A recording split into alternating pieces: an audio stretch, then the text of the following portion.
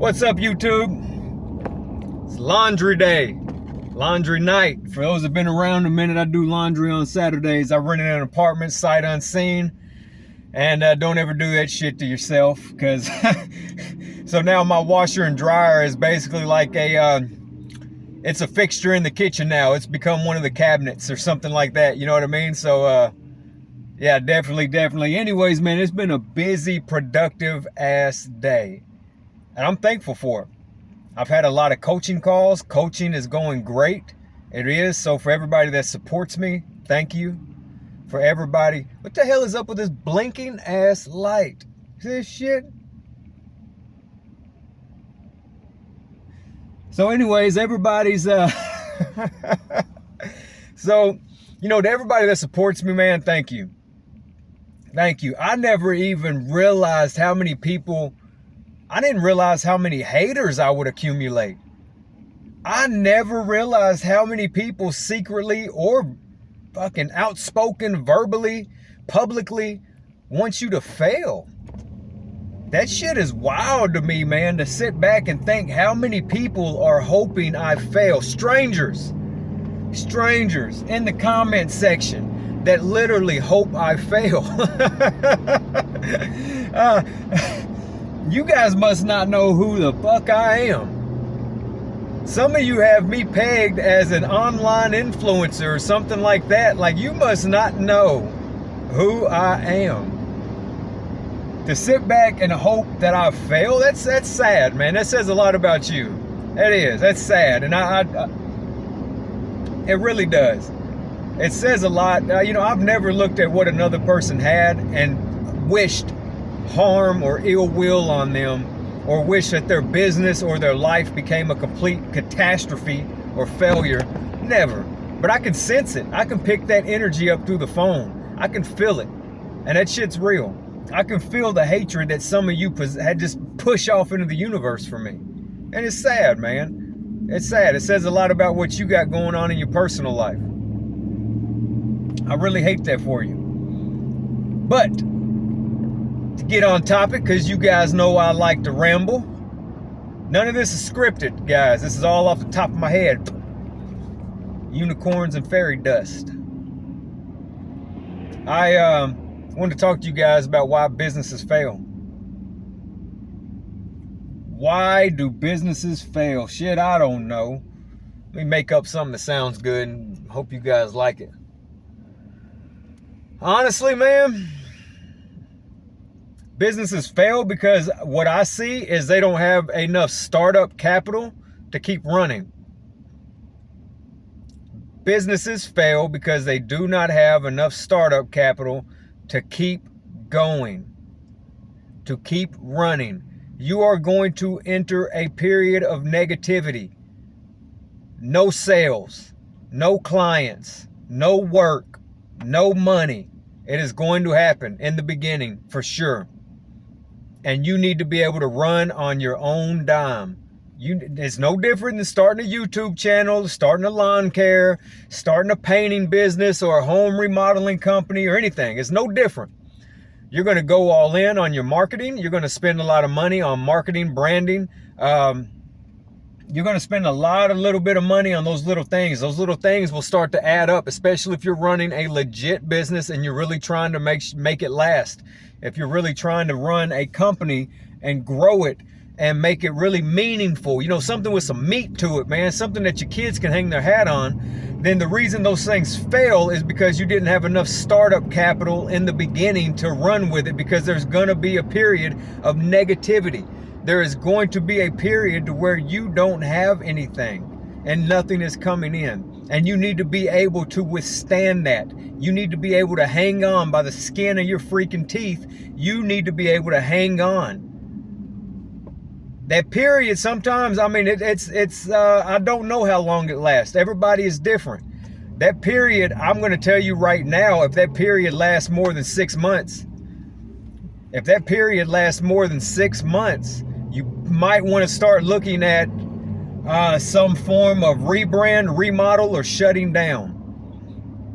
Because those periods like that, when they last a long time, if you wake up and it's a year later and it's 2 years later and you're still trying to hold on, brother, it's time to shut the doors. Close it down. A year, 2 years, that's just, I am quick to start a business and I'm even quicker to shut it down. I will close the doors in a heartbeat. I will take my loss before it gets too extreme and I will shut it down. I've never been afraid to launch a business, to launch a brand, to have an idea and run with it. I've never been scared of that. Never. Just like I'm doing right now, right here in real time in front of you. I have never been scared of that. Never been scared of the people. None of it. But you know, I'm going to tell you, within 6 months, 12 months for sure, if you're having one hell of a time, it might be a bad business model. But I don't really believe there are bad business models. I believe there are bad businessmen and women. But you know, ultimately, I tell people all the time, I could sell shit to a blind man before he smells it. I tell people that all the time. I could sell shit to a blind man before he smells it. I don't ever think, I've never really personally, never encountered a bad business model. Not that I can think of off the top of my head. I've encountered bad business people. I've encountered bad business structure, leadership, organizations. But as far as an actual business model, I've never encountered a bad one.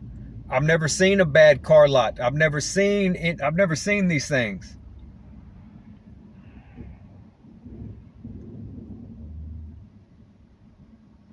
You guys bear with me. Traffic's real bad where I'm at, but I've never seen these things. I've never seen a bad business model, man. If you've seen one, leave it in the comments below. Maybe there's something I'm not thinking of that I should have been thinking of, but at this moment, I've never seen a bad business model. You know, cleaning companies, toilet services, dump trucks, haul-offs, junk removal, lawn care, landscaping. I mean, I've been in brick and mortar businesses for a long time. There's not one. There's bad business people. There's bad management, you know, things of that nature that ultimately run a business. But I've never actually seen a bad business model. Now, maybe if you got some whimsical idea, sure, I have not been a part of that. Like some of that shit on Shark Tank or something, maybe. I could see that. I could see where some of those are bad business models. But ultimately, man, you could just sit down and rebrand a hammer. I could do an RC Edson hammer. I could come out with an RC Edson toolkit, and it wouldn't be a bad business model. Yeah, there's a million toolkits out there. There's a million hammers and pliers and nails and all that shit. 100%, millions of them. But who cares? Like, really, who cares? There's a bunch of them already out there. There's a bunch of them already on the market. Don't try and reinvent the damn wheel. Just come out with the RC Edson tire. You know what I'm saying? Like, that's it. And then you need to have enough startup capital to keep it running until the sales come in. You need to promote it. You need to brand it. You need to market it and have enough money to wait for the money to start rolling back in. That's it. 100% that is it. And that is why most businesses do not make it, because you do not have the startup capital. You're not cash heavy, man. That's the whole point of cash heavy. And that's why I teach people to get cash heavy, because cash heavy allows you freedom. It allows you to do what I've done with this YouTube channel and leave my job to come here. When you're setting in cash and people are like, oh, I already know. For you financial advisors, for you freaking finance gurus, for you internet trolls and all that good stuff, I already know what you're going to say. Well, your cash is getting ate up with this much inflation, and if you do this and you do that, and a 401k and a Roth IRA and a CD listen. The whole point of cash heavy, for one, for those that don't know, I'm on child support. Child support has left me homeless twice. The second time child support left me homeless was with my 10, at the time he was 10. He was 10 years old. The second time the state of California left me homeless with a 10-year-old child. The state of California they do not recognize the fact that I raised my son alone. They don't care. Now, if I was on child support in, say, Tennessee for my son, then they would recognize that. But because I am a single parent and my son is not in the system, the state of California does not recognize that I have to take care of him. They don't see me having 2 children. They don't care. They've left me and my son homeless. They've left me homeless twice, the second time with a 10-year-old kid. He's 15 now, getting ready to be 16. So I've had to learn for the past 6 years how to navigate outside the system. I don't give a shit about what anybody thinks about it. I've had to learn how to flip cash into more cash so I could stay cash heavy and navigate outside of the government. Is it illegal? Hell no, because I pay taxes on it, on everything. Will I do it again, and will I continue to do it? Hell yes. Once the government leaves you homeless, once they jump into your bank account and take everything from you, yeah, I guarantee you won't trust them again. If I was sitting on $1 million, 10% will be in cash. If I was sitting on $100 million, 10% will be in cash. You understand? I will constantly be cash heavy in my own right. I will make other investments, especially when I get off child support, but I will never in my life trust the government again after what they did to me and my son. It's impossible. I can't. Do you think those truckers over there in Canada, after they froze their bank accounts, after they put their families in harm's way, they stopped their paychecks, froze their bank accounts? Do you not think that they reinvented their own damn wheel? Do you not think that those people have sat down and said, hey, this is what they did to me. How can I combat that? They're playing defense. They're on defense all the time. I play defense and offense because I'm battling the government. I'm battling the state. I have to play defense and then I have to be on offense. Do you think those truck drivers from Canada are not playing defense and offense, that they're not sitting back and they're saying, hey, I better have this much in cash. I better have this much in gold and silver. I better have multiple accounts. I better put accounts in my kids' names. I better do this, do that. Do you think they're not doing that after the government did them that way? A lot of y'all think that shit can't happen to you, man. You go ahead and get on the wrong side of the United States government and see what they do to you. Go ahead and get on the wrong side of the IRS and see what they do to you. I know this conversation's turning a different way, but this is truck talks, baby. It's laundry day. I got shit to do. Most businesses fail because they're not cash heavy. They do not have enough capital to keep them going through the hard times in the beginning. We've already covered that. That's self-explanatory. So if you're going to start a business, you either need to keep your day job and let your day job pay for your life, because if you try to do like I did and leave without being cash heavy, then who's going to pay for your life and who's going to pay for the business? Allow your day job to fund your life and fund your business until it starts turning over sales. But be fully prepared for the hard times because they're coming. There's going to be no easy way. A lot of you guys try to skip the work. You think it's just going to be easy. There is no easy way, man. No easy way. Every business owner knows it. Every real business owner knows these things. There is no easy freaking way. You're going to have to go through the suck. Like we call it in the military, the suck. You're going to have to go through a period of hardship and sacrifice. You're going to have to go through that. A lot of you guys are trying to skip it.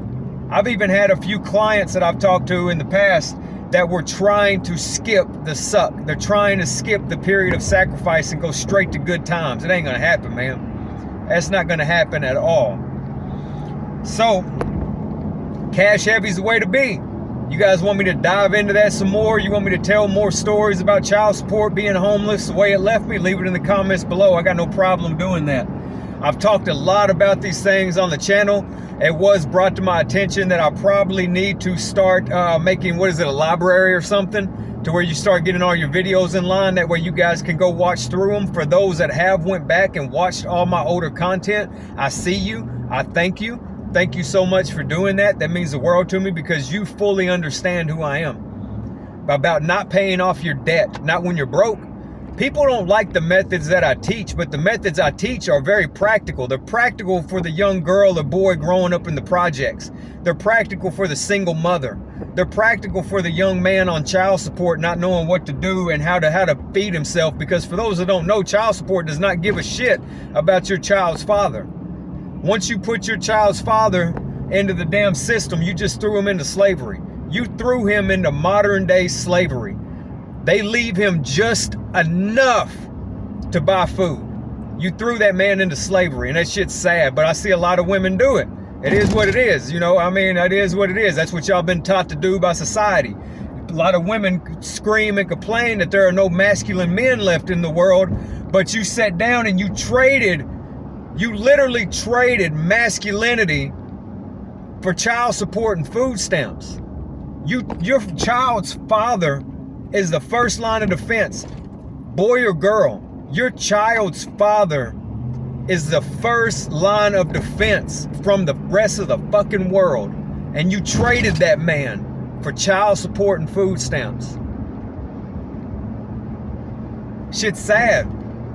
It makes me want to start a petition and send that off to Elon Musk, Vivek Ramaswamy, Donald Trump, President Donald Trump, you know, the whole freaking Department of Government Efficiency, about rewriting the child support laws, the system, because it's very old and outdated. It was created at a time when women stayed home and made fucking apple pies and took care of the family. It was not made for a time when women got on the internet and twerked in a thong and made more than men do. All women got to do is jump on the internet and get naked, and they make more than the blue collar working man. And then you wonder why this society is so freaking crazy, why everything is so ass backwards. Hey man, I know this whole conversation is taking a left. You guys know I can do it. I'll beat the shit out of a dead horse till that some bitch walks again. So, I mean, man, I'm sorry about it, but it is what it is. I know I got a lot of complainers in the comments. I could probably fight 2 or 3 of you at the same time, but it's... But, you know, man, I do. I got a lot of little complainers in the comments, man. So I would appreciate if you guys went back and watched some of my videos and you would actually understand who I am. Some of you guys think I'm just some dude born with a silver spoon in his mouth. Guys, I just came out of pure poverty. I had to sell I owned an events and entertainment company. I had to sell my BMW and everything. I know, boo-hoo for the rich guy. I fucking get it. I had to sell everything and go back to riding a bicycle, Texas Roadhouse, washing dishes. You know what I'm saying? Like, I had to humble myself and go all the way down. And that's why I find it kind of cute when people are like, oh, just stay humble, Robert, when your channel blows up. Guys, I was famous in real life before the internet shit. Like, this is cool. I like it. It's pretty fun. But do you think you're able to get my mindset? I developed this in the trenches, man. This came from being in the damn gutter. It came from really living that life, walking the freaking walk. I'm not just here talking, man. I really walked it, lived it, did it. You guys know I love a trifecta. There's another one. Walked it, lived it, did it. That's it, guys. Business, stocks, real estate. Business to make the money. Stocks to grow the money. Real estate to hold the money. Business, stocks, real estate. Income, cash, credit. You need your income history. You need a fat bank account, and you need credit, and you can almost get whatever you want in society. Income, cash, credit, consecutive income for 3 to 5 years, hopefully $50,000 or more. Cash heavy, $50,000+. There you go. Credit, 700 plus credit score, and you're in the fucking game. You guys ever heard anybody else say it? Anybody else ever told you that? Anybody else ever told you don't pay off your debt?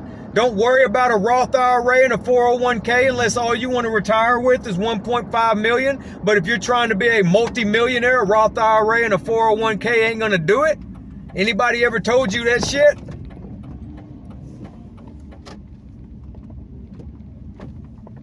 Thank you guys. And I mean it from the bottom of my heart. For all the likes, shares, comments, and subscribes. Thank you to everybody that has supported me from day one. Thank you guys. I just pulled up to my destination. I remember a guy in the comments last week, he said, man, a 20-minute ride? or 25-minute ride or whatever he said to a laundromat. He was like, what are you doing or something? I pay a membership. It allows me to avoid all the crackheads and prostitutes and all the things that you get at a laundromat. So I pay for a members only laundromat.